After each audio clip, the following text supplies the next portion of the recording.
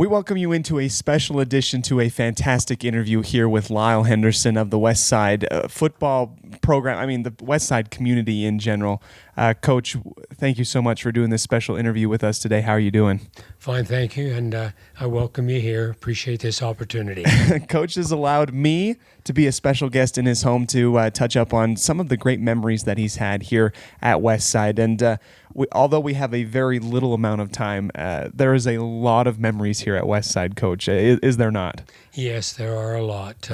Some special years in 80 and 83, 2000, 2004, and then the many years since when I've been at least part of the team that has won a state championship. Coach, you are going to be inducted into the West Side Athletic Hall of Fame here coming up on Friday with this game coming up against Soda Springs. What are your initial thoughts on being honored as kind of the first group to do that? Well, it's a great honor to be recognized for what we've been able to do here at West Side. I appreciate the committee thinking of me and passing upon me being inducted into this Hall of Fame. It is kind of special for it to be the very first one.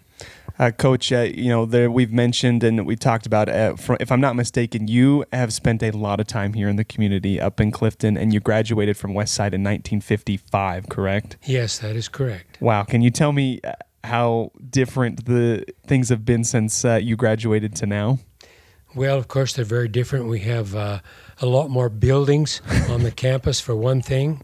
We have a lot more students. When I first started teaching at West Side, probably our graduating classes were anywhere from 30 to 40, and now they're 60 and 70 and 80. So things have really changed in that way. Coach, you've been a part of this community as a coach for such a long time. I can't refer to you anything except Coach Henderson because that's who you are. When you kind of reflect back on the time that you started with West Side, can you tell me a little bit about what inspired you to kind of be a coach in the beginning of all this? Well, it was kind of interesting. I was on active duty in the Army and was talking to our superintendent here at that time, Mr. Lyle Porter, and also looking at other jobs. Didn't know what I would want to do, and it just seemed like things worked out that I came to West Side, and I came here with the idea that I would be here 1 year, look around, and then be able to find another job in the area. And I liked the first year so much that I turned down a great offer elsewhere and turned down that offer for 3 straight years because I liked being here. I just enjoyed being back in this community of Clifton and the West Side, and so I just ended up staying. I got into coaching because the superintendent says, well, we do have an opening. I'd like to start counseling. So I became the counselor. And also you could teach part-time, and we do need an assistant football coach. At that time, there were only 2 of us, myself as assistant and the head coach. That's exciting. That's a lot of responsibility, I'd imagine, that you're doing counseling, part-time teaching, and coaching. That's a lot on your shoulders, right? It was. I was spread pretty thin at times. I used to make this comment, and I said, I'm spread out in lots of different areas, so I can't create too much of a problem in any one area. That's a good philosophy. Coach, you've been, part of this coaching landscape in West Side for about 58 years, correct? Yes. Coach, in all those 58 years of coaching, I'm sure you've been a part of some memorable games. You've put together 137 wins for West Side, over a 64% winning percentage in all those years as head coach. Some amazing games, I'm imagining you were a part of, right? Yes, going back, 1980 was a very special year. That was the first year that we won a state championship. I was the defensive coordinator then, and our son was playing on the team, so that made it extra special. And we were able to shut out each one of our opponents in the state playoffs, so that was special. 1983, we were young. We thought people were complaining because we weren't winning by a far enough margin, but the team just kept getting better and better, and we ended up pulling a big upset over Homedale, a very strong team that year to win. And then in 2000, I don't think we had a team that played any better in the first 3 games of the state playoff than we did that particular year. We did end up going up to Moscow and getting beaten by a very, very good Kamei team.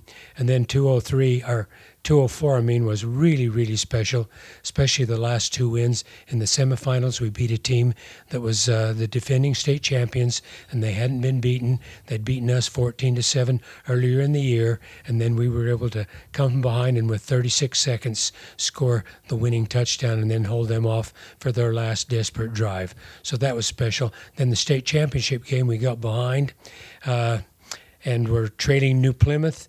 And in the late third quarter, we turned it around and ended up scoring a lot of points in late third quarter and fourth quarter and winning that game going away. So that was very special. Coach, you'll forget more football knowledge than I'll be able to accumulate in my life. And it's been a pleasure to kind of touch up with you about some of those fun games and those memories that you've built with people. It goes beyond wins and losses, though. As a coach, what were you hoping to kind of teach these kids here in Westside outside of a win or a loss?